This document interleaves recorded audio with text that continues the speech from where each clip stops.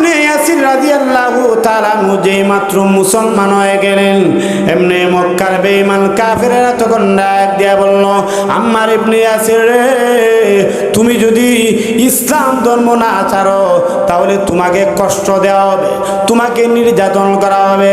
আম্মার ইবনে ইয়াসির রাদিয়াল্লাহু তাআলা তখন ডাক দিয়া বললেন, মক্কার বেঈমান কাফেররা শোনো, তোমরা আমাকে মারতে পারো, মারতে মারতে যদি আমার জীবনটা শেষ হয়ে যায়, এরপরেও আমি এই ইসলাম ধর্ম পরিত্যাগ করব না।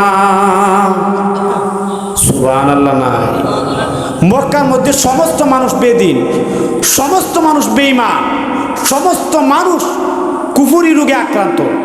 ওই সময় আম্মার ইবনে ইয়াসির রাদিয়াল্লাহু তাআলা আনহু সহ গোটা কয়েকজন সাহাবায়ে কেরাম মাত্র ঈমান গ্রহণ করছে। এই মুহূর্তের মধ্যে লক্ষ্য করে দেখেন কি রকম কষ্ট, কি রকম জুলুম অত্যাচার সহ্য করেছেন, ধৈর্য ধারণ করেছেন।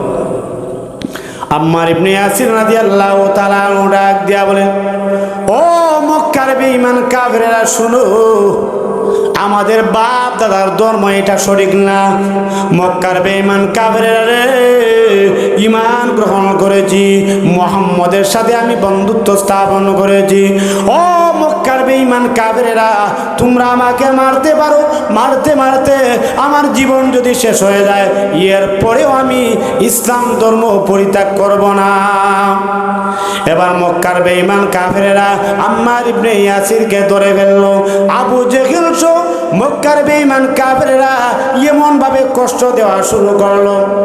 ভাইরা আমার, লক্ষ্য করে দেখুন, আল্লামা ইদ্রিস কান্দলবী রাহিমাহুল্লাহ, ইদ্রিস কান্দলবী রহমতুল্লাহ আলাইহি সিরাতে মুস্তাফার মধ্যে উল্লেখ করে দেন, আম্মার ইবনে ইয়াসির রাদিয়াল্লাহু তাআলা আনহুকে এমন ভাবে কষ্ট দেওয়া হয়েছে, আম্মার ইবনে ইয়াসির রাদিয়াল্লাহু তাআলা আনহুকে গরম উত্তপ্ত বালুর মধ্যে দেখা যায় শোয়াইয়া, গলার মধ্যে রশি টেনে, গলার মধ্যে রশি লাগাইয়া এরপরে দেখা যায় টানা ইচ্ছা করতেছে। এই অবস্থার মধ্যে আল্লাহ নবী বিশ্ব নবী রাহমাতুল লিল আলামিন আম্মার ইবনে ইয়াসির রাদিয়াল্লাহু তাআলা আনহু উনার পার দিয়ে যাচ্ছেন। নবীজি তখন ডাক দিয়া বলেন, ও আম্মার ইবনে ইয়াসির, তুমি শুনে রাখো, আম্মার ইবনে ইয়াসির, আমি বিশ্ব নবী রাহমাতুল লিল আলামিন তোমাকে সাহায্য করতে পারবো না, তবে আম্মার ইবনে ইয়াসির রে, তোমার জন্য সুসংবাদ, আমি বিশ্ব নবী তোমার জন্য সুসংবাদ দিয়ে যাই। আম্মার ইবনে ইয়াসির রে, মহান আল্লাহ তোমার জন্য জান্নাত প্রস্তুত করে রেখেছে, সুবহানাল্লাহ, জান্নাত রেডি তোমার জন্য, ধৈর্য ধারণ করো। আম্মার ইবনে ইয়াসির রাদিয়াল্লাহু তাআলা আনহুকে এইভাবে তখন কষ্ট দেওয়া হচ্ছে। আম্মার ইবনে ইয়াসির রাদিয়াল্লাহু তাআলা আনহু এরপরও ইসলাম ধর্ম থেকে তিনি পিছপা নাই। হঠাৎ করে আম্মার ইবনে ইয়াসির রাদিয়াল্লাহু তাআলা আনহুকে কয়লার উপর রাখা হলো, গরম কয়লার উপর রাখা হলো। সাহাবীরা ডাক দিয়ে বলেন, আমরা লক্ষ্য করে দেখি আম্মার ইবনে ইয়াসিরের জামা যখন আমরা সরাইলাম, সরানোর উপরে পিঠের মধ্যে দেখলাম কালো কালো দাগ। আমরা ডাক দিয়া বললাম, আম্মার ইবনে ইয়াসির রে, এটা কিসের দাগ? আম্মার ইবনে ইয়াসির রাদিয়াল্লাহু তাআলা আনহু ডাক দিয়া বলেন, নবীর সাহাবীরা, তোমরা শুনে রাখো, আমি যখন প্রাথমিক অবস্থায় ইসলাম ধর্ম গ্রহণ করেছিলাম, মক্কার বেঈমান কাফেররা আমাকে কষ্ট দিয়েছিল, এমন ভাবে নির্যাতন করেছিল, এমন ভাবে কষ্ট দিয়েছিল, আমাকে উত্তপ্ত গরম বালুর মধ্যে আমার গলার মধ্যে রশি টানাইয়া আমাকে টানা হেঁচড়া করতো। শুধু তাই নয়, গরম কয়লার উপর আমাকে তখন রাখা হতো। আল্লাহু আকবার কাবীরা। এরপরেও আম্মার ইবনে ইয়াসির রাদিয়াল্লাহু তাআলা এরপরও ইসলাম ধর্ম পরিত্যাগ করেন নাই। শুধু তাই নয়, লক্ষ্য করে দেখুন, বিশ্ব নবীর আরেকজন সাহাবী, যার নাম হলো বেলাল রাদিয়াল্লাহু তাআলা, নাম শুনছেন আপনারা? বেলাল ছিলেন একজন কালো সাহাবী। বেলাল কালো একজন সাহাবী ছিলেন। বেলাল যদিও ছিলেন কালো, আল্লাহ রাব্বুল আলামিনের কাছে ছিলেন ভালো। কথা বলেন ঠিক কিনা? এই বেলাল রাদিয়াল্লাহু তাআলা আনহুকে মক্কার বেঈমান কাফেরেরা এমনভাবে কষ্ট দিত, বেলালের মালিক উমাইয়া এমনভাবে কষ্ট দিত, দেখা যায় বেলাল রাদিয়াল্লাহু তাআলা আনহুকে এইভাবে গরম বালুর মধ্যে শোয়ানো হয়েছে। এরপরে দেখা যায় বুকের মধ্যে 5 মণ 6 মণ ওজনের এক একটা পাথর রাখা হয়েছে। সুবহানাল্লাহ বলবেন, আল্লাহু আকবার। 5 মণ 6 মণ ওজনের একটা পাথর বেলালের বুকের উপর রাখা হয়েছে। আর বলা হয়েছে, বেলাল তুমি ইসলাম ধর্ম ছাড়ো। বেলাল এরপরেও আহাদ আহাদ শব্দ বলছেন। বেলাল তখন বলতেছেন আল্লাহু আহাদ, আল্লাহু আহাদ। এই মুহূর্তের মধ্যে আবু বকর সিদ্দিক রাদিয়াল্লাহু তাআলা আনহু বেলালের পার দিয়ে যায়। আবু বকর সিদ্দিক রাদিয়াল্লাহু তাআলা আনহু লক্ষ্য করে দেখেন বেলালকে কষ্ট দেওয়া হইতেছে, আর বেলাল বলতেছেন আল্লাহু আহাদ, আল্লাহু আহাদ, আল্লাহ এক, আল্লাহ এক। আবু বকর ডাক দেয়া বলেন, বেলাল রে, আমাদের আল্লাহ এমন আল্লাহ যে আল্লাহ আস্তে বললেও শুনেন, জোরে বললেও শুনেন। কথা বলেন ঠিক কিনা? আস্তে বললেও শুনেন, আবার জোরে বললেও শুনেন।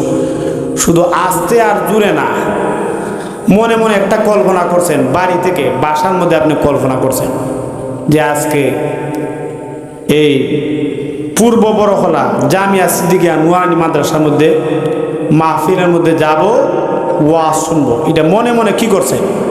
কল্পনা করছেন। কিন্তু আল্লাহ আপনার এই যে মনে মনে কল্পনা করছেন, নিয়ত করছেন, আল্লাহ শুনে লাইছে।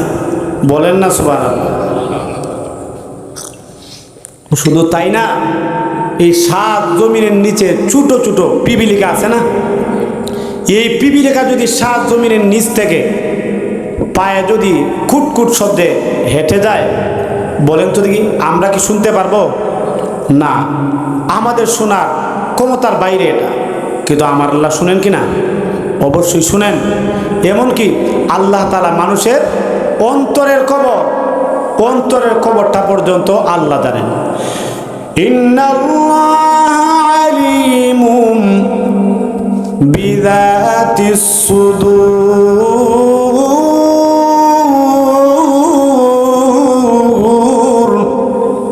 আল্লাহ রাব্বুল আলামিন মানুষের অন্তরের খবর পর্যন্ত জানেন। আল্লাহ হলেন অন্তর্যামী। ও দুনিয়ার মানুষেরা, মনে মনে কল্পনা করতেছেন কাঁঠালতলি বাজারের মধ্যে গিয়ে টেলিভিশন দেখবেন, কাঁঠালতলি বাজারের মধ্যে গিয়ে গুনাহ করবেন, সুদ খাইবেন, ঘুষ খাইবেন। কিন্তু আমার আল্লাহ জানে, অবশ্যই জানে। বাইরা আমার, নেক আমলের ইরাদা করলে, ইচ্ছা করলে, নিয়ত করলে যেমন ভাবে আল্লাহ জানে, আবার গুনাহ করার যদি ইরাদা করেন, মনে মনে যদি নিয়ত করেন গুনাহ করবেন, এইটাও আল্লাহ জানে। ভাইয়ের আবার লক্ষ্য করে দেখুন, আবু বকর সিদ্দিক রাদিয়াল্লাহু তাআলা আনহু ডাক দিয়া বলেন, বেলাল রে, আমাদের আল্লাহ এমন আল্লাহ যে আল্লাহ আস্তে বললেও শুনেন, জোরে বললেও শুনেন। বেলাল রে, বেঈমান কাফেররা তোমাকে কেন মারে জানো নি? বেলাল বলেন না, আমি তো জানি না। আবু বকর ডাক দিয়া বলেন, বেলাল রে, তুমি যখন জোরে জোরে আল্লাহু আহাদ, আল্লাহু আহাদ বলো, এরপরও দেখা যায় বেঈমান কাফেররা এই কষ্টের মাত্রাটা আরেকটু বাড়ায় দেয়, চাবুক দিয়ে পিটায়। বেলাল রে, এই জন্যে বেঈমান কাফেররা যখন তোমাকে কষ্ট দিবে, আস্তে করে তুমি আল্লাহর নাম বলবে। বেলাল বলেন, অসুবিধা নাই, আগামী দিনে আমি চেষ্টা করব। কয়েকদিন পরে আবু বকর সিদ্দিক এরপরে যখন যাচ্ছেন, বেলালের পাশ দিয়ে যখন যাচ্ছেন, হঠাৎ করে আবু বকর দেখে বেলালের বুকের উপর 5 মণ 6 মণ ওজনের পাথর রাখছে। এরপরে বেলাল বলছেন আল্লাহু আহাদ, আল্লাহু আহাদ। আর বেঈমানেরা বলতেছে, বেলাল সাবধান, আল্লাহর নাম বলবে না, আল্লাহর নাম বলবে না। এরপরে চাবুক দিয়েও পিটানো হচ্ছে। বেলাল আরো জোরে জোরে আল্লাহু আহাদ বলতেছে। বলেন না সুবহানাল্লাহ। আবু বকর সিদ্দিক বেলালের কাছে গিয়ে বলতেছে, ও বেলাল, তোমাকে না বলছিলাম যে বেঈমান কাফেররা যখন তোমাকে কষ্ট দেয়, আল্লাহু আহাদ আল্লাহু আহাদ আস্তে আস্তে বলবে। কিন্তু আমার কথা তো তুমি শুনলা না, জোরে জোরে বলতেছো। যতই তুমি জোরে বলো বেঈমান কাফেররা দেখা যায় চাবুক দিয়ে পিটায়, কষ্টের মাত্রাটা আরো বাড়ায় দেয়। আমার কথা কেন শুনলা না, এখন তুমি মাইর খাও। বেলাল তখন ডাক দিয়ে বলতেছে, ও আবু বকর সিদ্দিক, আপনি হলেন আমার মুরব্বী, আপনি হলেন বিশ্ব নবীর প্রধান সাহাবী। ও আবু বকর সিদ্দিক, এই জন্য আপনি যেহেতু আমার বড়, বড়দের কথা রাখতে হয়।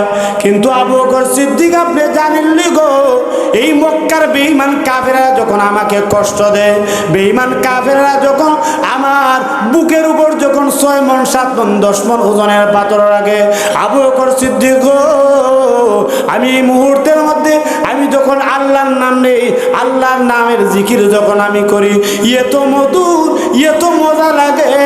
বেঈমান কাফেররা যত বেশি আমাকে কষ্ট দেয় না কেন, এর পরেও আমি বেঈমান কাফেরদের এই মাইরের কষ্ট আমি বেলাল আর টের পাই না। আরো দূরে বলেন না সুবহানাল্লাহ। আলা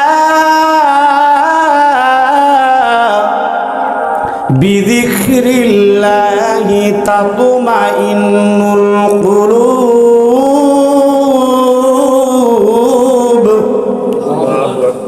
আল্লাহর কাছে যখন আল্লাহর ওলিরা জিকির করে, যখন আল্লাহর নামের জিকির করে, তখন তাদের এই জিকিরটা এত ভালো লাগে, এত মজা লাগে, তখন তারা মারিফতের সাগরের মধ্যে ডুবে যায়। বলেন না আল্লাহু আকবার।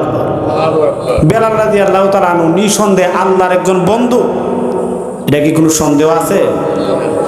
বেলাল ডাক দিয়া বলেন, আবু বকর, আপনি হলেন আমার বড়, আপনি হলেন বিশ্ব নবীর প্রধান সাহাবী, এই জন্য বড়দের কথা রাখতে হয়। কিন্তু আবু বকর সিদ্দিক, আপনি জানেননি গো, এই বেঈমান কাফেররা যখন আমাকে কষ্ট দেয়, এই বেঈমান কাফেররা যখন আমাকে মারে, আর আমি যখন আল্লাহর নামের জিকির করি, আমি যখন আল্লাহু আহাদ আহাদ আহাদ শব্দ যখন আমি বলি, তখন তাদের এই কষ্ট, এই যে আমাকে কষ্ট দেয়, তারা দেয় আমাকে মারে, এই মাইরের কষ্ট আমি আর টের পাই না। ভাইরা আমার, লক্ষ্য করে দেখুন, সাহাবায়ে কেরাম ইমানের উপরে এত মেহনত করেছেন, এত কষ্ট করেছেন। মক্কার বেঈমান কাফেরেরা কুফুর রোগে আক্রান্ত, কুফরি রোগে আক্রান্ত। মক্কার সমস্ত মানুষ কুফরি রোগে আক্রান্ত, সবাই দেখা যায় কাফের। এই মুহূর্তের মধ্যে গোটা কয়েকজন মুসলমান হয়েছে। আম্মার ইবনে ইয়াসির মুসলমান গ্রহণ করেছেন। সুমাইয়া রাদিয়াল্লাহু তাআলা আনহা, আম্মার ইবনে ইয়াসিরের আম্মা সুমাইয়া, সুমাইয়াও ইসলাম ধর্ম গ্রহণ করেছেন। মক্কার বেঈমানেরা সুমাইয়াকেও কষ্ট দিল। শেষ পর্যন্ত দেখা যায় সুমাইয়া রাদিয়াল্লাহু তাআলা আনহাকে আবু জেহেল, এই বেঈমান পাপিষ্ঠ আবু জাহেল, দেখা যায় এই বর্ষা দ্বারা হযরতে সুমাইয়া রাদিয়াল্লাহু তাআলা আনহার লজ্জাস্থানের মধ্যে মারছে, সঙ্গে সঙ্গে শাহাদাত বরণ করেছেন। আল্লাহ ডাক দিয়ে বলেন, ফেরেশতারে, আমার সুমাইয়াকে তোমরা জান্নাতের মধ্যে পৌঁছায় দাও। জান্নাতের মধ্যে গেছে। বেলাল, সুমাইয়া, আম্মার ইবনে ইয়াসির রাদিয়াল্লাহু তাআলা, তারা গোটা কয়েকজন সাহাবায়ে কেরাম ইসলাম ধর্ম গ্রহণ করছে। এরপরে ইমানের উপর অটল রয়েছে, ইমানের উপর অটল থাকছে, ইসলাম ধর্মের উপর অটল থাকছে। সমস্ত মক্কাবাসী কুফরি রোগে আক্রান্ত।